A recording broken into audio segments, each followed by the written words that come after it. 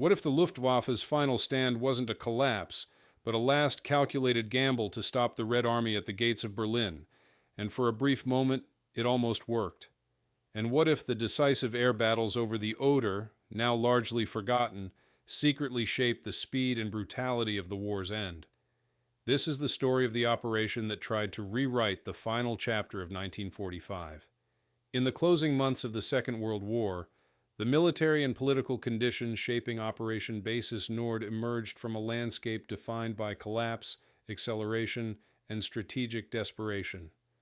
By early 1945, the Eastern Front had shifted irreversibly in favor of the Soviet Union. The Red Army had advanced from the Vistula to the Oder within a matter of weeks, a distance of more than 400 kilometers, overrunning German defenses that had previously held for years. These assessments shaped the Soviet decision to maintain pressure along the entire front, launching reconnaissance and force operations in February and early March to identify weak points where crossings could be expanded. On the German side, strategic motivations were shaped by the need to delay, not reverse, defeat. High command documents from early 1945 reveal that the Luftwaffe's leadership, including the commanders of Luftflotte 6 and Luftwaffenkommando Ost, recognized that conventional air superiority was unattainable.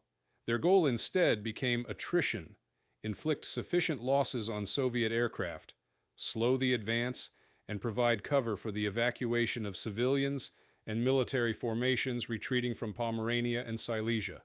Operation Basis Nord emerged from these calculations. It was conceived as an emergency concentration of air assets, including the last operational groups of FW-190F ground attack aircraft, Bf-109G fighters, Ju-87D dive bombers still in service, and the few remaining Me-262 jet fighters stationed farther west, to stabilize the air situation over the Oder for as long as fuel, pilots, and weather allowed.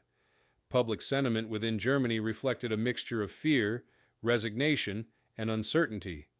Refugee columns fleeing from East Prussia, Pomerania, and Silesia filled roads leading toward the Oder crossings.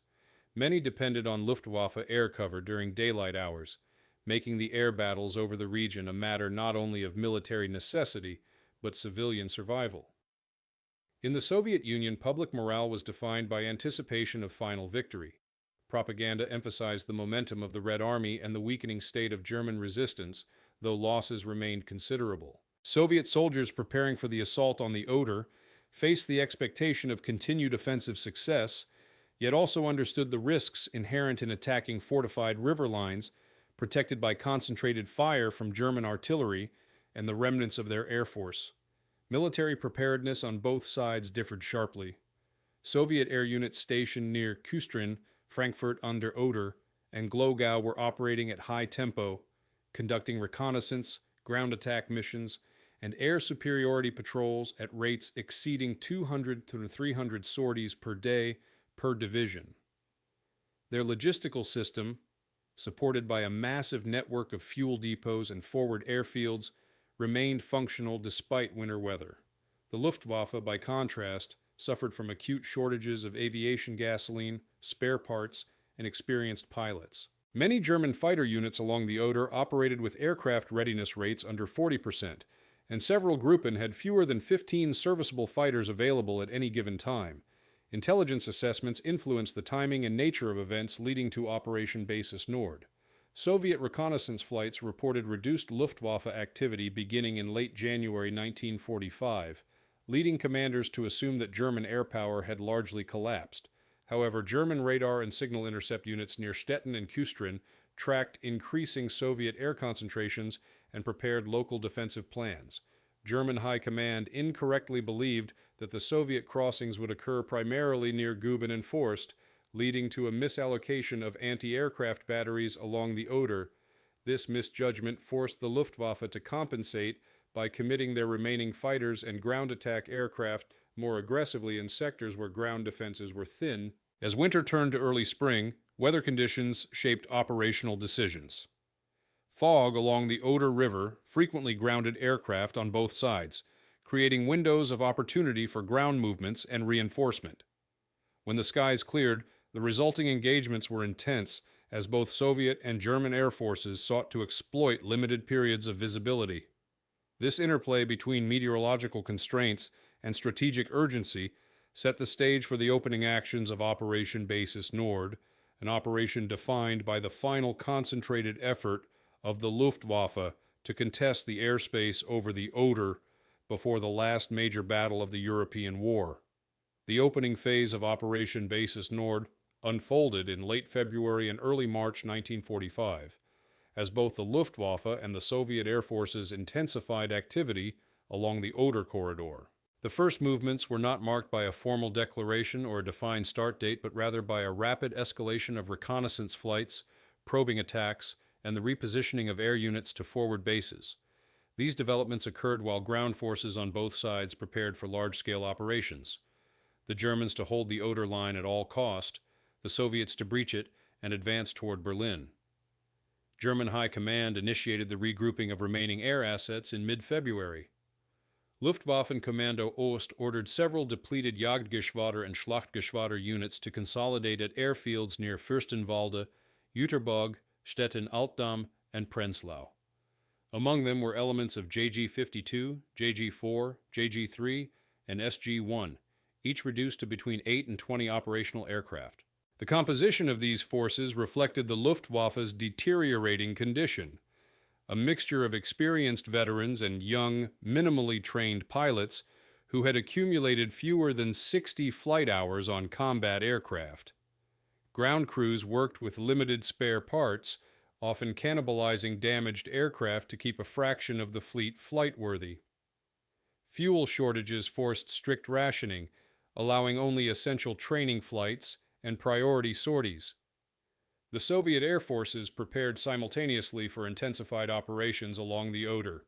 The 16th and 2nd Air Armies deployed more than 500 fighters, 300 ground attack aircraft, and around 150 bombers to forward airfields near Kustrin, Silo, and Guben. Command structures emphasized coordinated support for the infantry and armored units assembling for future crossings of the Oder. Soviet reconnaissance units conducted frequent flights over German defensive positions, photographing artillery placements, trench networks, and vehicle concentrations. These missions encountered sporadic German fighter resistance, marking the beginning of the renewed air battles that would define the opening phase of Basis Nord. Initial engagements were shaped by weather and terrain. Dense fog and low-lying cloud cover along the Oder River frequently restricted visibility to under 300 meters. On several days, air activity was limited to brief morning sorties before the fog returned. When conditions improved, Soviet aircraft launched probing attacks on German supply routes and pontoon bridge construction sites. The Luftwaffe responded by concentrating its limited fighters to intercept these raids, often committing entire gruppen of fewer than a dozen fighters to repel formations of 20 to 40 Soviet aircraft. These early clashes exposed both the strength of Soviet numerical superiority and the determination of German pilots to contest specific sectors despite severe disadvantages. Key decisions emerged during this phase. German commanders prioritized defending Oder crossings near Kustrin and Frankfurt, reasoning that maintaining these positions was essential for delaying the Soviet timetable. Luftwaffe units were instructed to concentrate on disrupting Soviet logistical lines rather than engaging in broad air superiority missions. Fighter units began flying low-altitude interception patterns designed to surprise Soviet attack aircraft returning from frontline missions. Conversely, Soviet command directed its air units to neutralize remaining German air defenses, targeting forward Luftwaffe bases within a 100-kilometer radius of the river. Civilian reaction to the increasing air activity highlighted the growing tension in the region. However, the jet's presence was too sporadic to alter the overall balance. Another development involved Soviet night bombing operations targeting German radar stations and communication nodes. These missions achieved partial success, degrading Luftwaffe early warning capability and forcing German fighters to launch reactive rather than coordinated intercepts. Morale among air crews differed sharply between the two sides. Soviet pilots, operating in well-supplied units and benefiting from numerical superiority, entered combat with confidence shaped by previous victories. German pilots faced mounting fatigue as they flew multiple sorties per day using machines maintained under increasingly difficult conditions. Ground personnel noted rising stress among flight crews, many of whom understood that each mission might be their last due to limited fuel reserves and minimal replacement aircraft. By early March 1945, the opening phase of Operation Basis Nord had established the parameters of the coming air struggle. German forces committed their last concentrated air assets to the Oder front, while Soviet air units intensified reconnaissance and selective strikes that prepared the battlefield for large-scale operations. Air battles were still limited in size compared to what would follow, but their frequency increased each week. Both sides recognized that control of the air over the Oder would shape the timing, scale, and outcome of the approaching ground offensive toward Berlin. Strategic planning for Operation Basis Nord emerged under conditions of extreme asymmetry. Both the Luftwaffe and the Soviet air forces sought to shape the coming battle over the Oder, yet their respective objectives, capabilities, and expectations differed fundamentally. While the Soviets prepared for a large-scale, coordinated campaign designed to secure air dominance ahead of the final assault on Berlin, the Germans attempted to orchestrate a defensive air operation whose primary purpose was not victory, but delay. This divergence framed the entire strategic environment in which the operation was conceived. For the Luftwaffe, the overarching objective of Basis Nord was to hold open the airspace over the key Oder crossings, particularly Küstrin, Frankfurt and der Oder, and the Seelow Heights, for as long as possible. German High Command identified these sectors as essential for two reasons. They allowed retreating forces from Pomerania and East Prussia to withdraw westward, and they served as the last defensible line before Berlin. In practical terms, the Luftwaffe sought to achieve three operational goals: slow the Soviet buildup east of the river, disrupt artillery concentrations and pontoon bridge preparations, and protect Wehrmacht reserves relocating to the central sector. To achieve this, the Luftwaffe attempted to concentrate approximately 300 operational aircraft from fragmented units across central Germany, fighters from JG-3, JG-4, JG-52, and JG-301, ground attack aircraft from SG-1 and SG-77, and a limited number of Ju-88 and Do-217 bombers assigned to night sorties. However, planning assumptions contained severe miscalculations. German intelligence estimated Soviet aircraft strength at around 2,500 planes along the Oder, but actual Soviet availability exceeded 3,000. German planners also assumed that the Me-262 jet fighter could be deployed in meaningful numbers to support Basis Nord. In reality, fewer than 40 jets were operational in the region, most assigned to defensive duties around Berlin, and chronic fuel shortages reduced their effective sortie rate to a handful per day. Luftwaffe logistics were equally strained. Aviation fuel production had fallen below 10% of pre-war levels, and replacement aircraft deliveries were negligible. Maintenance crews faced shortages of spark plugs, hydraulic components, and ammunition belts, forcing many units to limit flying time to preserve operational readiness. Soviet planning followed a markedly different logic. The 16th and 2nd Air Armies established clear objectives: achieve air superiority over the Oder approaches, neutralize German strongpoints through precision and saturation strikes, and provide direct support to ground formations preparing for the eventual breakthrough. Soviet doctrine dictated coordinated offensive air operations in three layers: fighter sweeps at altitudes of 3,000 to 5,000 meters, ground attack aircraft operating below 1,000 meters, and medium bombers targeting deeper German logistics hubs. Soviet planners estimated that gaining air control for several consecutive days would allow ground forces to concentrate for the planned Berlin offensive without significant disruption from German air activity. Soviet logistics were robust and well prepared. The Red Army maintained fuel pipelines running from depots established in Poland, supported by captured German stocks in Poznan and Łódź.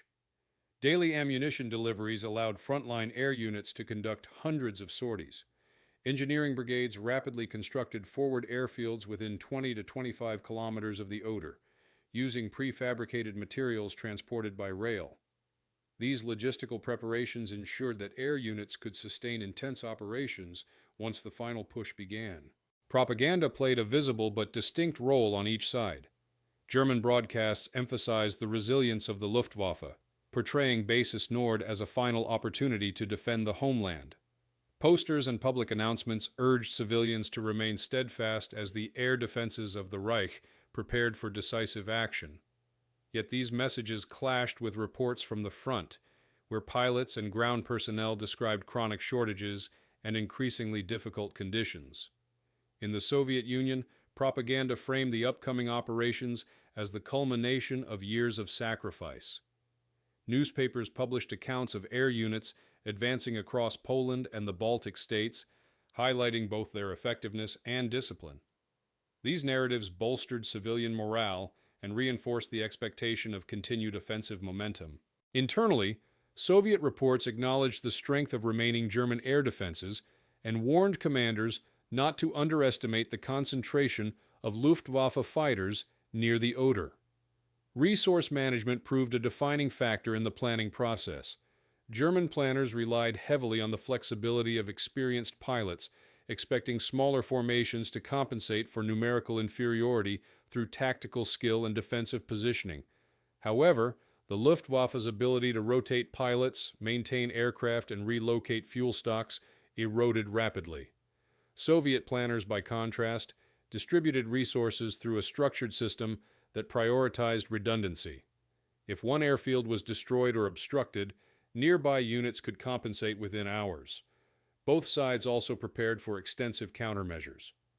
German anti-aircraft units along the Oder were reinforced with more than 400 guns ranging from 20 mm to 88 mm calibers. These batteries were integrated into air defense sectors, coordinated with radar installations near Kustrin and Silo. Soviet command anticipated these defenses and issued orders for ground attack units to target flak positions early in the forthcoming offensive. Frontline reconnaissance teams mapped German radar coverage and identified sectors where Luftwaffe response times were slower due to gaps in communication networks. Uncertainty shaped the final stage of planning. German commanders warned Berlin that Basis Nord could not be sustained for more than several weeks without reinforcements, fuel, and spare parts. Soviet leadership feared that unexpectedly strong German air resistance could slow preparations for the Berlin offensive, complicating Stalin's political timeline. Both sides entered the final days before the operation's full escalation with a mixture of confidence and caution. By the end of the planning phase, Operation Basis Nord had taken shape as a contest defined by imbalance. Germany aimed to delay, the Soviet Union aimed to break through. These plans set the conditions for the first major air battles over the Oder, where the execution of each side's strategy would determine the tempo of the coming campaign and the fate of the final approach to Berlin. The first major engagements of Operation Basis Nord began in early March 1945, when the tempo of air operations over the Oder abruptly intensified. What had previously been limited to reconnaissance skirmishes now escalated into sustained confrontations involving dozens, sometimes hundreds, of aircraft. These clashes unfolded across several key sectors, most notably around Kustrin, Frankfurt an der Oder, and the Silo Heights, where Soviet ground forces were concentrating for future river crossings. Soviet records indicate that at least 12 Il-2s were damaged, while German sources report the loss of several fighters to return fire and flak positioned along the river. The confrontation demonstrated the resilience of Soviet ground attack units. Heavily armored and flying in tightly coordinated groups, they absorbed considerable punishment while maintaining attack discipline. Civilian populations were directly impacted by these early engagements. In towns such as Silo, Müncheberg, and Dolgelin, residents reported frequent air raid sirens triggered by Soviet reconnaissance or German interception attempts. Rail stations serving as evacuation points for civilians fleeing from the east became targets of opportunity for Soviet bombers attempting to disrupt German troop movements. Conversely, German fighters occasionally circled these same areas to discourage Soviet attacks during peak evacuation hours. Pilots noted that German resistance had become more concentrated but less flexible due to shrinking fuel supplies and reduced operational ranges. Nevertheless, Soviet air units recorded significant losses from concentrated German anti-aircraft fire, particularly around Kustrin Fortress, where flak density exceeded 80 guns within a 10-kilometer radius. The first engagements of Operation Basis Nord revealed patterns that would define the coming escalation. German fighters demonstrated tactical skill in localized interceptions, but lacked the numbers to sustain prolonged air control. Soviet air units showed strong coordination between fighters and ground attack aircraft, but faced persistent resistance from German flak and occasional surprise attacks by concentrated Luftwaffe formations. As March progressed, the battles over the Oder intensified further, setting the stage for the broader escalation phase, one that would determine whether the Luftwaffe could meaningfully influence the Soviet timetable or whether its remaining strength would be consumed in the struggle. The escalation phase of Operation Basis Nord began in mid-March 1945, when localized skirmishes expanded into continuous air operations stretching across the entire Oder front. What had previously been intermittent clashes now became a sustained contest fought over supply lines, bridgeheads, troop concentrations, and the last German defensive strongpoints east of Berlin. Both sides committed larger formations to the battlefield, and the scale of losses, aircraft, equipment, and personnel, increased accordingly. This escalation was driven by strategic necessity. The Soviets sought to complete their preparations for the Berlin offensive, while the Germans attempted to prevent a breakthrough long enough to evacuate civilians and reposition their remaining forces. By 12 to 15 March, the Luftwaffe intensified its presence along three primary corridors: north of Kustrin, the Frankfurt and der Oder sector, and the southern approach near Guben.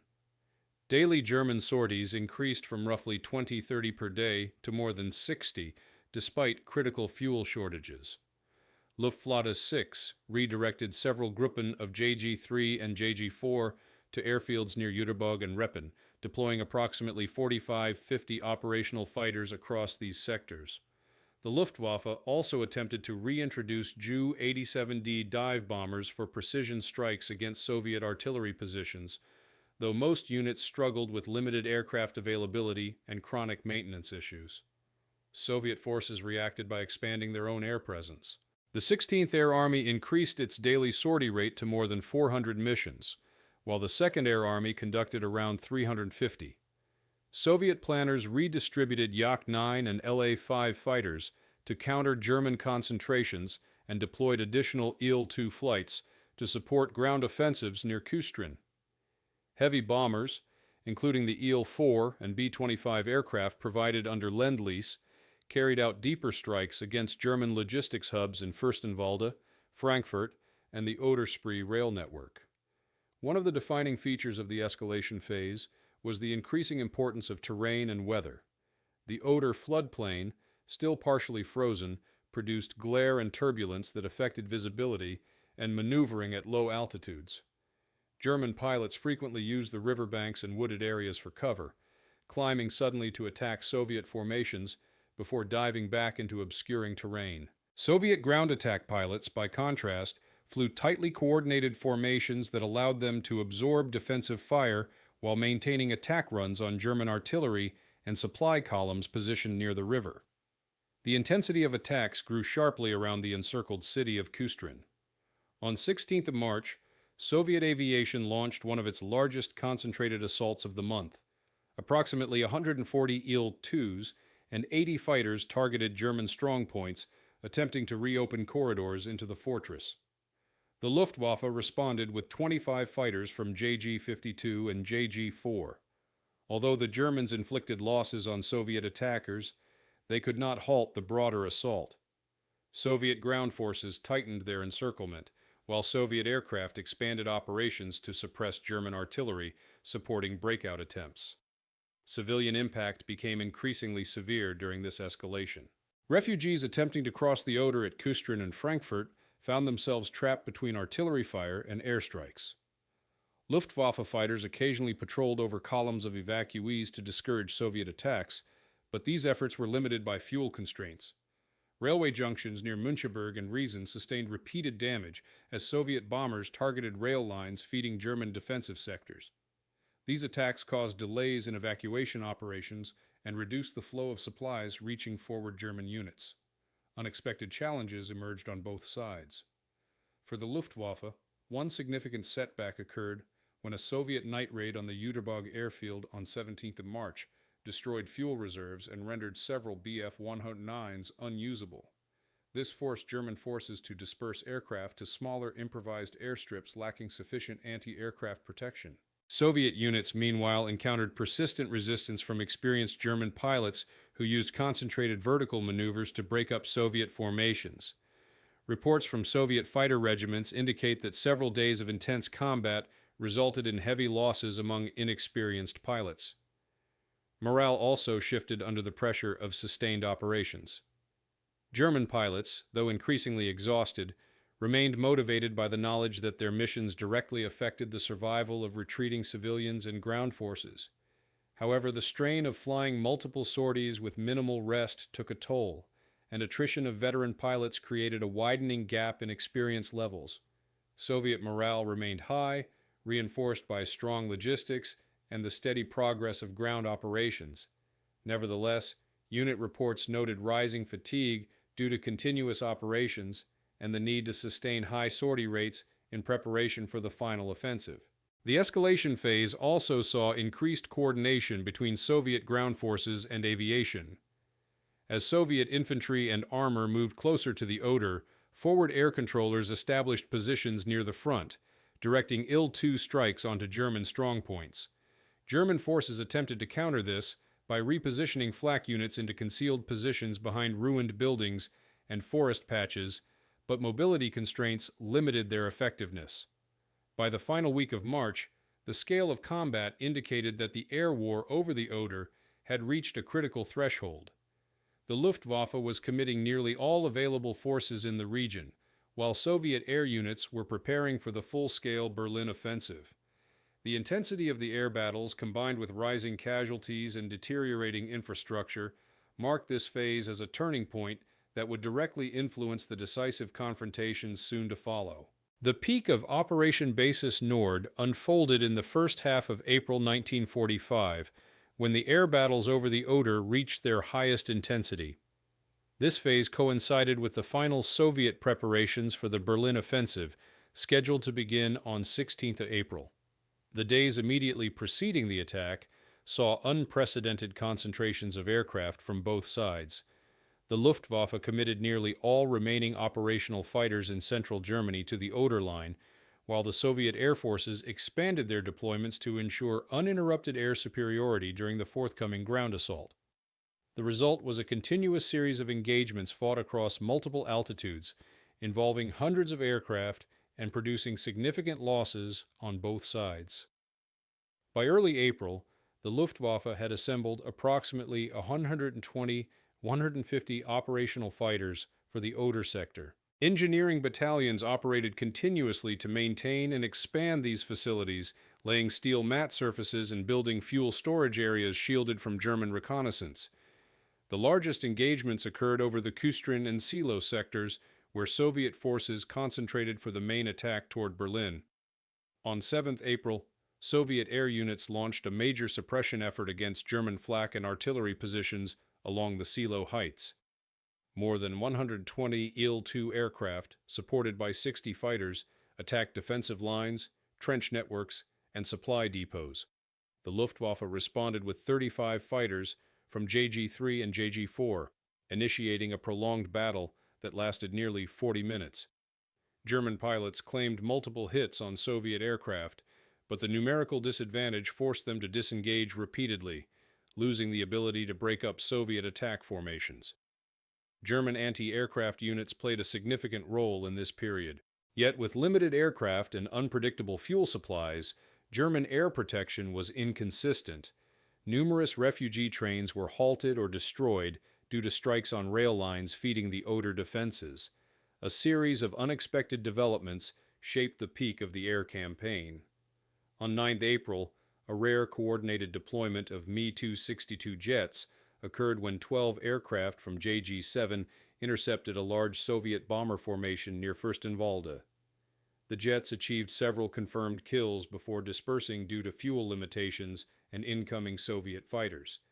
Their brief intervention demonstrated the potential impact of advanced aircraft, but also underscored logistical constraints that prevented sustained operations. Soviet forces also faced challenges during these days. Thick spring mud, known as Rasputitsa, restricted vehicle movement near airfields, complicating fuel and ammunition transport. Engineers built temporary wooden roadways to supplement rail deliveries. Several Soviet regiments reported temporary shortages of rockets and high-explosive ammunition, delaying coordinated strikes. In addition, German night bombers conducted harassment raids against forward Soviet airfields, damaging aircraft parked in open dispersal areas. Morale among both air forces fluctuated. German pilot morale showed signs of strain. Despite tactical successes in individual engagements, the overall strategic situation indicated that their efforts could only delay, not prevent, the Soviet advance.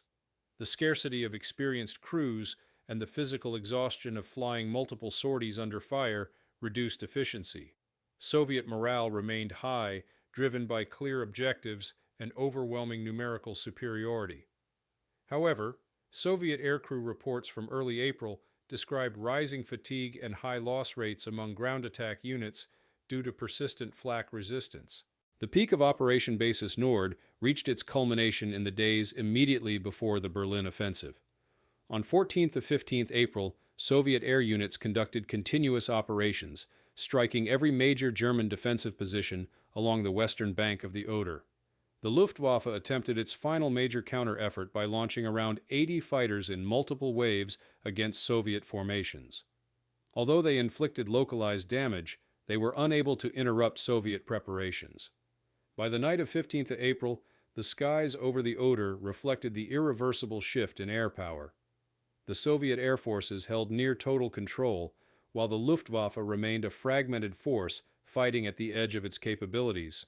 This phase marked the final zenith of the air war over the Oder, the last concentrated effort of the German air arm before the decisive events of the Berlin offensive would change the battlefield forever. These missions, while tactically effective on occasion, exposed pilots to intense anti-aircraft fire. Soviet records from the 5th Shock Army note multiple German attacks on bridges near Kustrin between 17 and 20th April, with several bridges damaged but quickly repaired by Soviet engineering units. German adaptation was therefore tactical, not strategic. They could delay Soviet progress in specific areas, but lacked the capacity to inflict long-term operational disruption. Soviet air forces faced their own adaptation challenges, sustaining high sortie rates, strained aircraft engines, ground crews, and supply lines. The 16th Air Army reported that more than 25% of its operational aircraft required engine replacement or major repair by mid-April. To address this, Soviet command implemented a rotational maintenance system, temporarily grounding entire regiments for rapid servicing while shifting operations to adjacent units. This system allowed Soviet aviation to maintain overall sortie rates, despite individual regiments experiencing temporary declines in readiness. Soviet pilots also adapted tactically. After repeated encounters with German vertical maneuver attacks, dives from above followed by rapid climbs, Soviet fighter squadrons adopted new interception patterns. Yak-3 fighters began flying staggered formations at multiple altitudes, reducing the effectiveness of German surprise attacks. Ground attack units adapted by flying with heavier escort screens. In some cases, as many as 8 fighters accompanied a formation of 10 Il-2 aircraft, providing both offensive protection and additional reconnaissance capacity. A significant component of this adaptive phase involved increased use of night operations. The Luftwaffe sent Ju-88 and Du-217 bombers on night harassment missions against Soviet airfields. These raids, though limited in scale, forced Soviet aircrews to disperse aircraft more widely and construct additional camouflage positions. Soviet responses included expanding their own night fighter capabilities. LA-5 and Yak-9 fighters equipped with basic illumination flares conducted sweeps to intercept German bombers attempting to approach airfields in the Oder-Spree region. Terrain and weather further influenced the need for adaptation. Frequent spring rainfall turned many airfields into mud-filled expanses. German airfields lacked sufficient drainage, leading to delays as ground crews attempted to move aircraft across soft terrain using wooden planks and improvised tow systems. Soviet engineering units, having prepared for this possibility, built reinforced landing strips using metal grates and wooden supports. This allowed Soviet aviation to maintain operational tempo despite poor weather conditions. Psychological factors shaped this phase as well. German pilots, aware of the deteriorating situation on the ground, experienced significant morale challenges. Reports from JG3 note that several inexperienced pilots hesitated during engagements, reluctant to follow veteran leaders into dense Soviet formations. Veteran pilots adapted by simplifying formation tactics, relying on pairs rather than large groups to reduce confusion. Soviet pilots faced fatigue of a different kind, the demand for continuous operations. Some regiments averaged 3 to 4 sorties per pilot per day. Soviet commanders introduced mandatory rest cycles, rotating pilots out of frontline missions after extended periods to prevent operational decline. Nonetheless, fatigue remained significant, particularly among ground attack units that faced the heaviest anti-aircraft fire. Civilian factors continued to influence adaptation. German forces rerouted evacuation corridors to avoid Soviet air attacks, but this often funneled refugee columns into narrower routes, slowing movement. Soviet air forces, focusing on military targets, still encountered these columns, occasionally limiting attack runs to prevent unintended collisions or misidentification.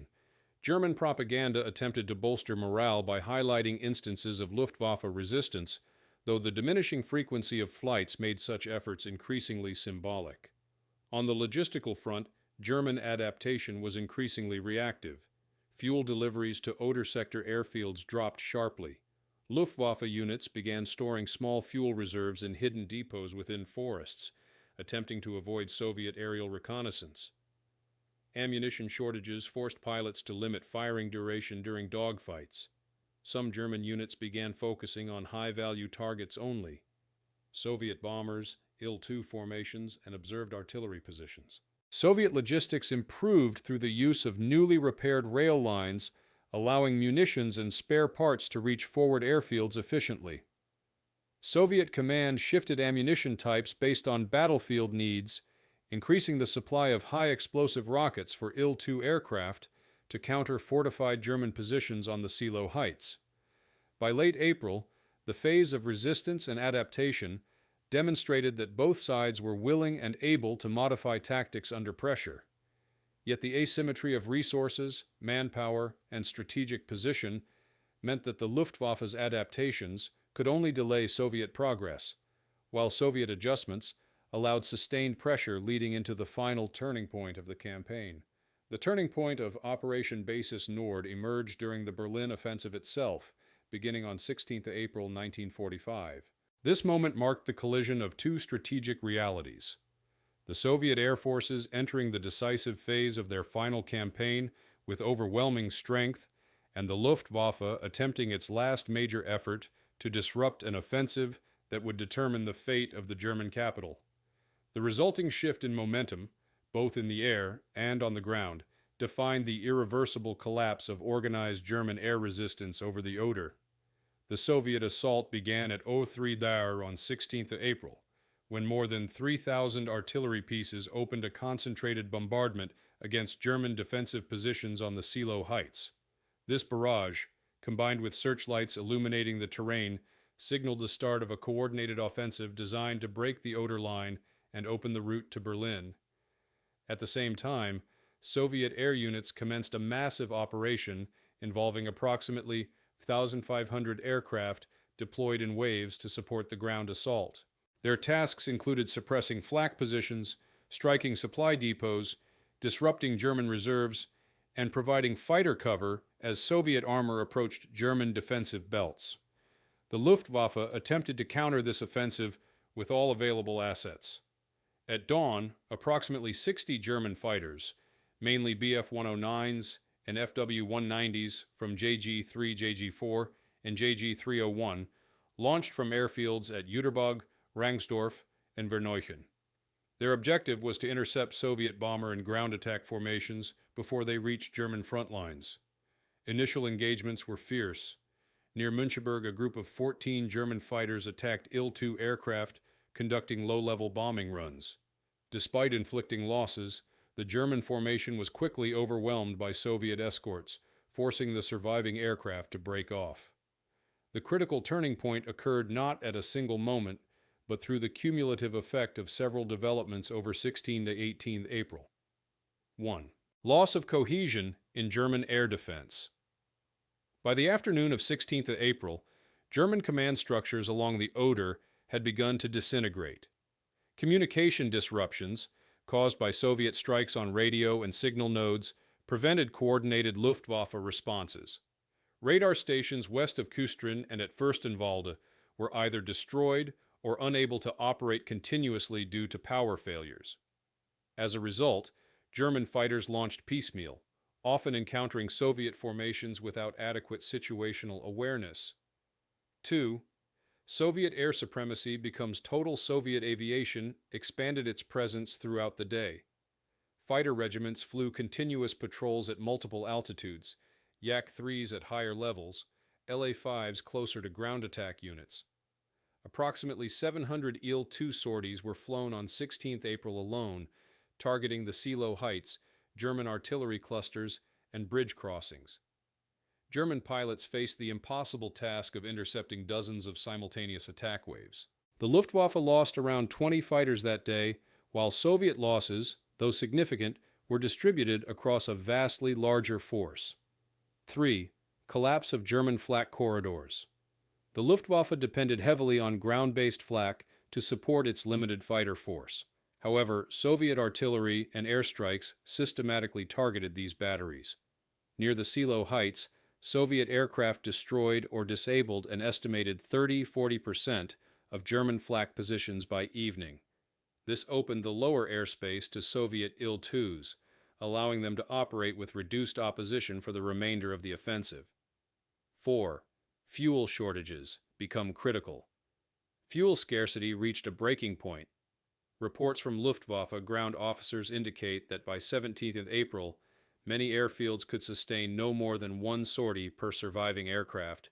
Several units grounded their fighters entirely, preserving limited fuel for evacuation or emergency defense of Berlin. These shortages forced German commanders to reduce fighter coverage to only the most threatened sectors, leaving vast areas undefended. 5. German ground front begins to break. As Soviet forces advanced through the first defensive belt on the Silo Heights, German ground units called urgently for air support. The Luftwaffe attempted to respond with a small group of FW-190F ground attack aircraft from SG-77. Despite making several attack runs on advancing Soviet tanks, the formation suffered losses to Soviet fighters and heavy flak. Their limited numbers prevented any sustained influence on the battle. Civilians witnessed the dramatic shift firsthand. Refugee routes west of the Oder became congested as artillery fire and Soviet air attacks intensified.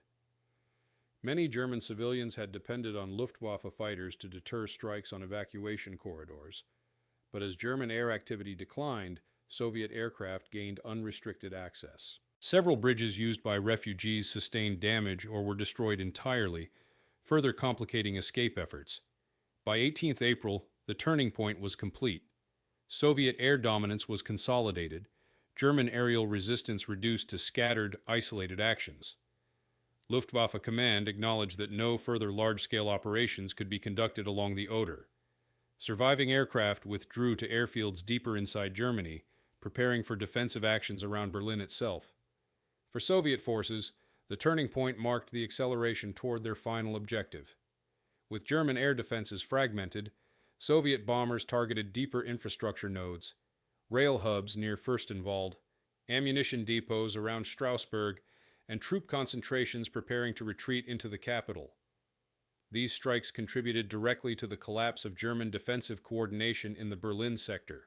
German defensive lines at the Seelow Heights collapsed after sustained artillery and air attacks, forcing retreat toward Müncheberg and Strasbourg. These withdrawals placed additional strain on transport networks, already overloaded with wounded soldiers and fleeing civilians. As German formations attempted to fall back toward Berlin, Soviet air units targeted road junctions, vehicle convoys, and rail movements. Between 19 and 23 April, Soviet ground attack aircraft conducted more than 1,000 sorties against German retreat routes, significantly slowing the withdrawal and contributing to the encirclement of multiple units. Civilians bore the immediate consequences of the collapse of air defenses. The destruction of bridges across the Oder and Spree rivers compelled refugees to move along secondary roads and temporary crossings. Soviet air activity, focused primarily on military targets, nonetheless disrupted civilian movements when columns overlapped with German troop concentrations. Towns such as Müncheberg, Wriezen, and Strasbourg experienced extensive damage as Soviet aircraft struck supply depots, rail yards, and communication centers. Relief efforts were limited. German authorities struggled to maintain order and distribute food or medical supplies, as many logistical hubs were evacuated or destroyed. The Luftwaffe attempted several isolated counterattacks during this period. On 21 April, a group of FW-190A fighters from JG-301 launched a sortie against Soviet armor advancing near Strasbourg. The mission achieved temporary disruption, damaging several vehicles, but the formation was forced to withdraw after encountering heavy Soviet fighter patrols. Similar attempts occurred west of Fürstenwalde, where remaining German aircraft targeted Soviet artillery positions. These actions demonstrated the continued willingness of German crews to resist, but their limited scale reflected the broader operational collapse. Meanwhile, Soviet air forces continued their advance with increasing efficiency. By this stage, the 16th and 2nd Air Armies had pushed many of their forward airfields to within 10-15 kilometers of the shifting front. Their focus transitioned from preparations for the Berlin offensive to direct support of the ongoing urban battle. Soviet aircraft bombed German positions on the city's eastern outskirts, targeted routes leading into Berlin, and disrupted German counterattack attempts. Poor weather on several days temporarily reduced sortie rates, but Soviet air dominance remained intact. For Soviet ground troops, the absence of German air resistance simplified the final assault.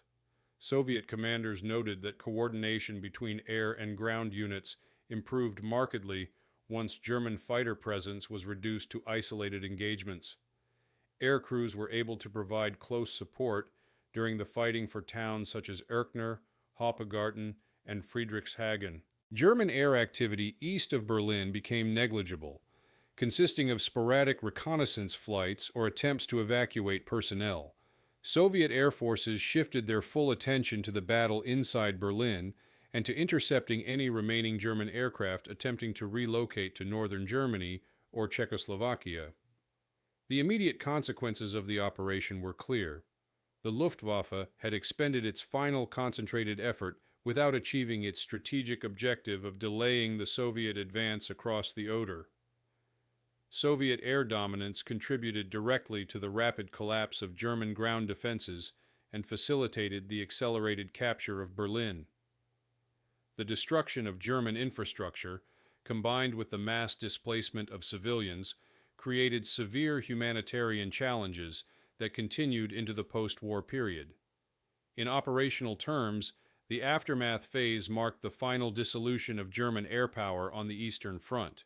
What remained of the Luftwaffe retreated into fragmented pockets, unable to mount further resistance. For the Soviets, the successful neutralization of German air defenses ensured that the remaining battles in the war's final weeks unfolded largely on their terms. The stage was set for the final capitulation of German forces and the end of the war in Europe. The legacy of Operation Basis Nord and of the Luftwaffe's final air battles over the Oder extends far beyond the last dogfights and bombing runs of April 1945. It reflects the culmination of years of strategic strain, industrial decline, evolving air doctrines, and the irreversible shift in the balance of power that defined the closing months of the war in Europe. When viewed historically, this operation symbolizes not only the collapse of German air power, but the broader transformation of air warfare, the suffering of civilians caught in the conflict zone, and the long-term consequences for both Germany and the Soviet Union. From a military perspective, Operation Basis Nord demonstrated the final limitations of the Luftwaffe's operational capabilities.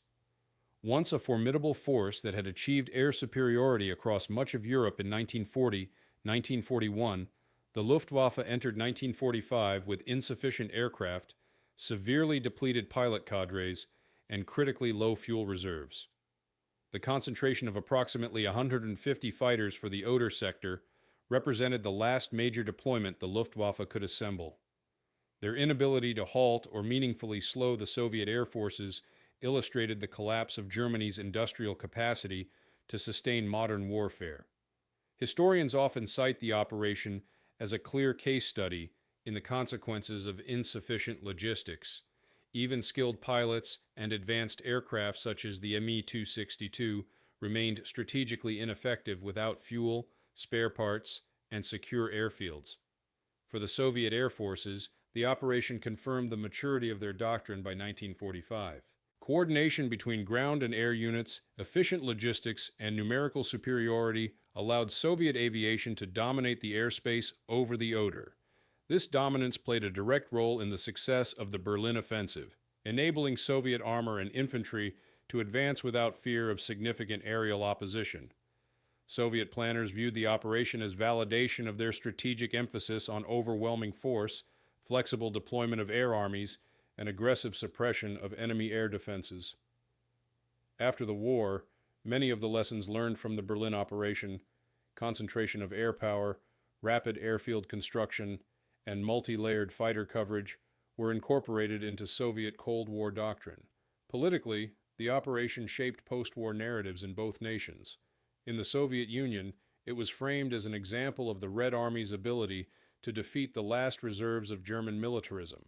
Official histories emphasize the scale of Soviet aviation and its contribution to the liberation of occupied territories and the capture of Berlin. For Germany, the operation entered historical memory more quietly. Post-war analyses focused on the structural weaknesses that had developed in the Luftwaffe since 1943. The diversion of resources into experimental projects, the loss of experienced pilots in earlier campaigns, and the collapse of fuel production following Allied strategic bombing. German veterans who survived the Oder battles often described the operation as a final demonstration of determination in the face of overwhelming odds, though historians tend to interpret it as a tragic but inevitable consequence of strategic overextension. The cultural legacy of Operation Basis Nord is reflected in how later generations remembered the final months of the war. Memoirs of pilots from both sides emphasize the contrast between the intensity of combat and the awareness that the war's outcome was already decided. For Soviet pilots, the Oder battles represented a final test before victory. For German pilots, they represented the last attempt to defend civilian populations fleeing westward.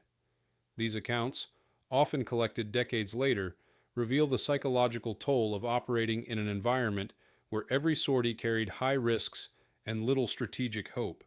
Civilians experienced lasting consequences as well. The destruction of infrastructure, bridges, rail hubs, telephone networks, fuel depots, caused prolonged economic disruption across Brandenburg and western Poland. In many towns, reconstruction efforts continued well into the late 1940s and early 1950s. The mass displacement of populations during the final weeks of fighting reshaped the demographic landscape, contributing to long-term changes in settlement patterns, land use, and regional development. The scars left on the terrain by bombing and artillery remained visible for decades. In the broader context of air warfare history, Operation Basis Nord marked the definitive end of large-scale German air operations on the Eastern Front. It demonstrated that no amount of tactical skill or localized success could compensate for the loss of strategic resources. It also reinforced the emerging post-war consensus that air superiority was a prerequisite for successful ground operations. The Soviet Air Force's dominance during the Oder battles contributed to the global shift toward integrated air-land doctrines, influencing NATO and Warsaw Pact planning throughout the Cold War. Debates among historians continue regarding the operation's strategic significance. Some argue that it merely accelerated an inevitable Soviet victory, while others contend that it played a more critical role by preventing the Luftwaffe from interfering with the timing of the Berlin offensive. Regardless of interpretation, it is widely accepted that the operation contributed to shortening the final phase of the war. Today, the memory of Operation Basis Nord survives in archival documents, pilot memoirs, museum exhibits, and the preserved remains of wartime airfields across Germany and Poland. These sites offer tangible reminders of the intensity of the air war and the scale of the destruction that accompanied it. Scholars continue to study the operation to better understand not only the final collapse of the Third Reich, but the evolution of modern air power in a conflict defined by industrial capacity and logistical endurance. In historical perspective, Operation Basis Nord stands as a symbol of an air force at the end of its operational lifespan, and of another at the height of its wartime capability. It encapsulates the intersection of technology, strategy, and human experience during one of the most decisive phases of the Second World War. The operation's legacy is not shaped merely by the outcome of battles over the Oder, but by what those events revealed about the nature of modern warfare and the forces that ultimately determine its course.